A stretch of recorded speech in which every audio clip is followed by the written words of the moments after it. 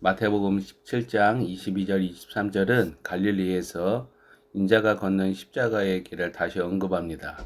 특히 변화산에서 들려진 하늘의 음성, 아버지 하나님의 지시 17장 5절을 기억한다면 갈릴리 출신 제자들은 인자의 운명을 깊이 마음에 새겨야 합니다. 그러나 감추어진 하나님의 계시 비밀이 반복적으로 주어질 때 제자들은 깊은 근심에 사로잡힙니다. 예수님이 하나님의 아들이시며 그리스도라는 사실을 고백한 제자들이 그리스도의 죽음에 담긴 하나님의 비밀을 알지 못한다라는 사실은 오늘날까지 성도들 목사들에게 의미심장한 메시지를 나타냅니다.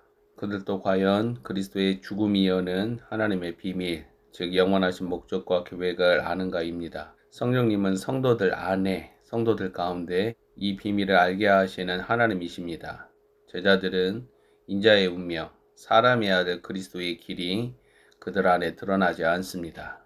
그래서 17장 22절 23절을 알지 못합니다. 갈릴리에 모일 때에 예수께서 제자들에게 이르시되 인자가 장차 사람들의 손에 넘겨져 죽임을 당하고 제3일에 살아나리라 하시니 제자들이 매우 근심하더라. 오늘날 종교본산 지형에 사로잡힌 목사들 성도들도 마찬가지입니다. 그들은 주와 스승이신 예수 그리스도가 겪은 운명이 자신들이 겪을 운명이라는 사실을 알지 못합니다. 그들은 오메가의 일들을 알지 못하며 때의 비밀을 따라 준비 완료해야 할 자신 안의 실체를 알지 못합니다. 그리스도의 몸이라는 자들은 머리와 닮은 꼴입니다. 이 사실이 인자의 길, 사람의 아들 그리스도가 걷는 길에서 알 수 있습니다. 이것은 아버지 하나님의 부르심이 하나임을 나타내고 그리스도의 몸이 한 생명, 사람의 아들 그리스도의 생명으로 하나라는 사실을 말합니다. 주님이 곧 다시 오시는 마지막 때에 이러한 진리를 따라 주님을 섬기지 않는 모습은 큰 슬픔입니다. 마라나타, 인자의 길을 따라가는 제자도 신앙은 그들이 그리스도라는 하나님의 비밀을 안다는 증거입니다. 사람의 아들 그리스도의 순환과 죽음 그리고 부활은 인자의 규환과 심판에 연결되어 있습니다. 이는 심판하시는 자 예수 그리스도로 말미암아 드러낸 아버지 하나님의 계시입니다. 갈릴리 제자들에게 반복적으로 증거되는 그리스도의 운명이 성령님이 오늘날 교회들에게 하시는 메시지입니다. 믿음이 없고 폐역한 세대들이 지구적으로 일어나는 날들 가운데 인자의 구원과 심판은 당신이 인자의 길을 따르는가 여부에서 발생합니다. 마태복음 18장 6절에서 10절을 읽어봅니다. 6절 누구든지 나를 믿는 이 작은 자 중 하나를 실족하게 하면 차라리 연자 맷돌이 그 목에 달려서 깊은 바다에 빠뜨려지는 것이 나으니라. 삼가 이 작은 자 중에 하나도 업신여기지 말라. 너희에게 말하노니 그들의 천사들이 하늘에서 하늘에 계신 내 아버지의 얼굴을 항상 배웁느니라. 18장은 인자의 길, 인자의 운명이라는 하나님의 계시를 알지 못하는 지상교회 성도들에게 나타나는 재반 문제들을 다룹니다. 제자들은 이해하기 어려울 정도로 낮아지고 축소되어 작은 자로 나타나는 사람의 아들 그리스도를 본받는 일이 어렵습니다. 이유는 간단합니다. 그들 안에 그리스도의 생명이 드러나지 않기 때문입니다. 자아와 혼을 유일하게 다루는 하나님의 원리와 실체가 자신 안에 없다라는 사실은 사람에게서는 하나님의 본성이 전혀 자리 잡을 수 없음을 말해줍니다. 하나님의 본성은 오직 그리스도가 내 안에 실체로 들어오셔야만 합니다. 천국의 백성들은 작은 자, 위대한 종, 섬기는 그리스도를 따르고 그러한 운명에 결박당하여 아버지 하나님을 섬기는 자입니다. 자신 안에 하나님의 왕국의 실체가 없는 자들은 천국의 백성이 아닙니다.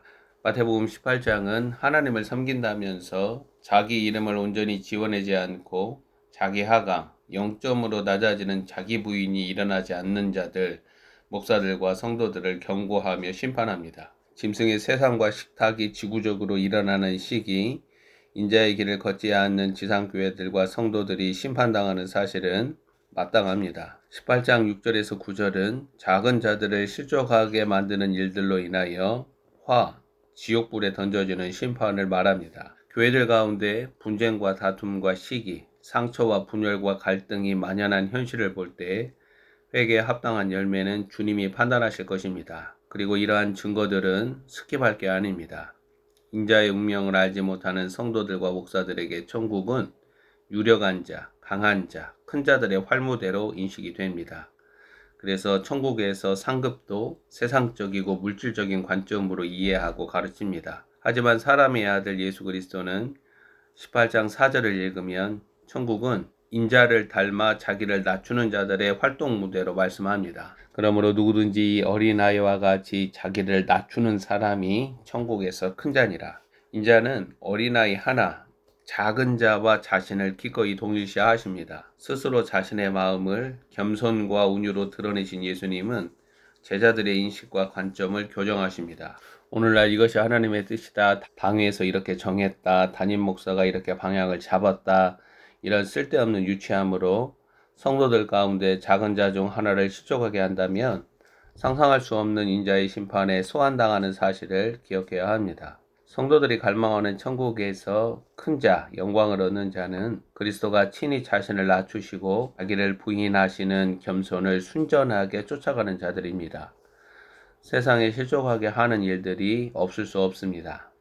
세상의 방식과 육신적인 방식을 여전히 붙드는 종교본산지에서 실족하게 하는 일들, 이것은 연자 맷돌에 결박되어 깊은 바다에 수장당하는 심판이 눈앞에 있음을 말하는 것입니다. 18장 8절에 손과 발이 언급되고 9절에는 눈이 언급이 되고 10절에는 심중의 생각이 언급이 됩니다. 종교본산지에서 실족하게 하는 일들은 대개 강한 자들, 권력을 행사하는 자들에게서 발생합니다.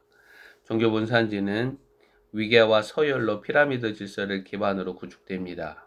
그래서 이 구절들에서 언급되는 손과 발, 눈은 지체이지만 종교본산지에서는 권력과 힘을 행사하는 지체들로 읽을 수 있습니다. 이러한 지체들이 범죄하거든 교회 공동체는 어떻게 해야 하는가? 그 담임 목사나 장로들, 권사들, 안수 집사들을 축출해야 합니다. 이들을 성도들이 감히 축출하는 일들은 개교회에서 거의 발생하지 않지만 축출해야만 그 영혼들이 지옥불에서 구원을 받는 회개가 그들에게 주어질 수 있습니다. 종교 본산지에서 실족하게 하는 일들, 이 사건의 심각성을 얼마나 중요하게 그리스도의 심판대에서 다루는가를 이 구절들이 말하고 있습니다. 담임 목사가 마음에 들지 않는 장로나 그의 가족들을 쫓아내는 일, 장로들이나 권사들이 새로 부임한 담임 목사를 쫓아내는 일, 담임 목사가 부목사들을 쫓아내는 일이 자연스러운 대한예수교 장로회에서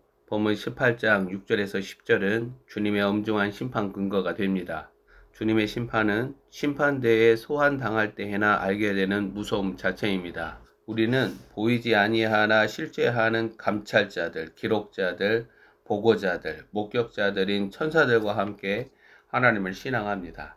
우리는 진실로 주님을 두려워하며 자신의 심중과 생각을 겸손하게 내려놓아야 합니다. 심판이 작정된 이 시기 자신의 마음을 겸비하게 하여 주님 앞에 나아가 엎드립니다.